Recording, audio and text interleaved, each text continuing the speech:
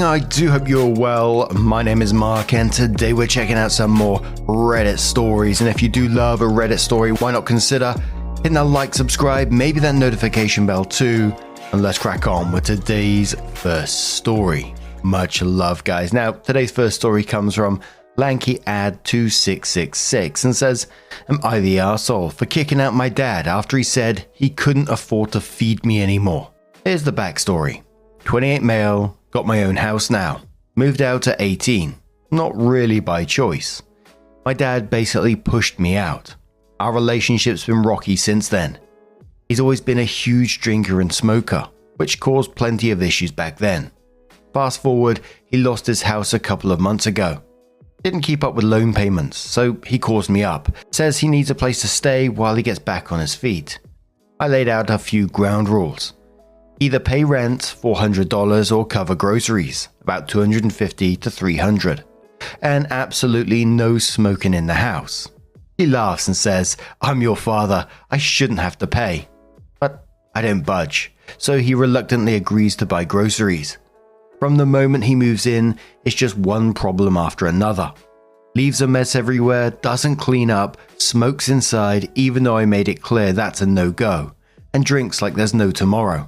Then one day, I have a girl over, and he just has this meltdown over it. So I tell him, listen, if he can't respect my space, he'll have to find somewhere else to stay. Things settle for a bit, but last week he hits me with, I don't have the money to buy groceries this month. I'm like, why? He says, well, you eat a lot, and admits he spent all his cash on smokes and drinks. That was it for me. I was done with him acting like he owned the place, done with the flashbacks to dealing with him as a teen. I told him to pack up and leave. So, am I the arsehole here? I set clear boundaries, he didn't follow through. Edit, and I never thought my post would garner so many reactions. I'm glad I'm not the arsehole and thank you all for the support. I'd like to clear out a few things. No, we didn't have a formal contract when he moved in. It was oral based. Kicking him out won't be easy, as police don't tend to offer much support to a son in relation to the father. The societal response is that a son should take care of his old parents. This was one of the reasons I agreed to take him in. Like if I could do something good for him, maybe it changes view about me. The feeling of being validated by my own dad after years of neglect was strong, not gonna lie. I see now how foolish it was to take him in. How do I get him out of the house if he refuses to leave? We'll go out to buy supplies. I change the locks moment he leaves and go out too. If he breaks anything, then it's cop time. I gotta admit, and I'm sure a lot of you are exactly the same, soon as he laughed and said I'm your father, I shouldn't have to pay, I knew this was going to be trouble. He sounds like one of those because you're his son, that everything else by extension is also his. Absolutely not the arsehole. Like you set up boundaries, he broke them. That's on him. You did an amazing thing to offer that him in the first place, which, he took the piss out of, so, consequences. Detroit Smash says, not the arsehole. Your house, your rules. When the bills come in his name, then he can run his house the way he wants. Three Heathens Mum says, not the arsehole and good on you, OP. Likely some people may tell you how mean you are. The response to those folks is, you'll be happy to provide your dad with the info they would like to house him until he gets back on his feet. That should quiet things down considerably. Georgie says, not the arsehole. His I shouldn't have to pay showed his respect for you before he even moved in. Give him a month's notice maybe, but that is as far as your charity should go. OP says, I gave him until the first week of November. The only thing he actually needs to pack are his drinks and smokes. He has stored almost everything from his house in storage. Z4 says, not the arsehole, kick him out. Apparently losing his own house wasn't consequence enough for him to realize that he needs to change some things in his life. So as he disrespected your reasonable rules, he needs to feel the consequences by losing the place he could stay again. And in case he gets family and friends involved, what inevitably will happen, you can tell everybody who says you should let him stay that they are welcome to open their home for your dad and offer him to stay with them. OP says, I'm already painted black in front of most family members. I don't know what they're going to tell me which they haven't already said earlier. Lol. So OP came back in to update their post and says he moved out today. Sorry to disappoint you all, but the process was surprisingly peaceful. The day of the last post, my dad told me he needed to talk. I braced myself. What he said was totally unexpected and welcome for me. He said that he couldn't bear the disrespect I've shown him, and he was never going to contact me again. His words, "You failed me as a son." I told him if he needed help in the future, he could contact me, but he must abide by some conditions. He scoffed and said he was leaving soon and didn't talk to me again.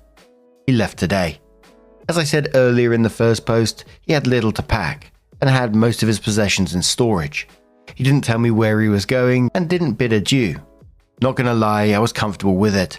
A toxic part of my life was being erased. I'm feeling a different kind of freedom, which I haven't felt even after I left home.